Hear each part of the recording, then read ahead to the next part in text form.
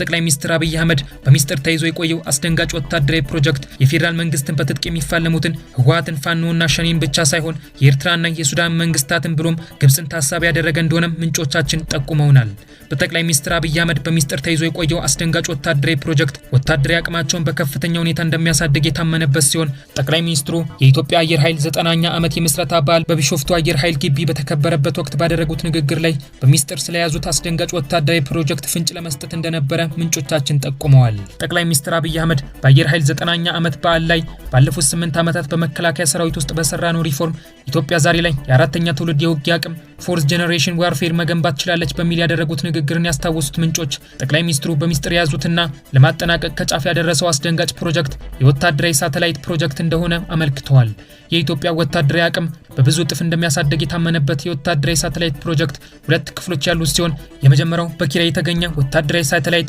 ወደ ስራ ማስገባት እንደሆነ፣ ሁለተኛው ክፍል ደግሞ ወታደራዊ ሳተላይት ወደ ህዋ የማምጠቅ ፕሮጀክት እንደሆነም ታውቋል። በስም ካልተጠቀሰ ሀገር በኪራይ የተገኘውና በቅርቡ ወደ ስራ እንደሚገባ የተነገረለት ወታደራዊ ሳተላይት በተለያዩ የኢትዮጵያ አካባቢዎች ነፍጥን አንግበው የሚንቀሳቀሱ ኃይሎች እንደሚያዳክምም ታምኖበታል። በኪራይ የተገኘውና በቅርቡ ወደ ስራ እንደሚገባ የተነገረለት ወታደራዊ ሳተላይት የህወሓትን የፋኖንና የሸኔን ታጣቂዎች ታሳቢ ተደርጎ እንደሆነም ታውቋል። የጠቅላይ ሚኒስትር አብይ አህመድ አስተዳደር ለማጠናቀቅ ከጫፍ የደረሰው ወታደራዊ ሳተላይት ወደ ህዋ የማምጠቅ ፕሮጀክት ኢትዮጵያን ወታደራዊ ሳተላይት ወደ ህዋ ከመጠቁ ጥቂት የአፍሪካ ሀገራት ተርታ እንደሚያሰልፋትም ታውቋል። ጠቅላይ ሚኒስትር አብይ አህመድ በ2011 ዓ.ም ኢቲአርኤስኤስ-1 እንዲሁም በ2012 ዓ.ም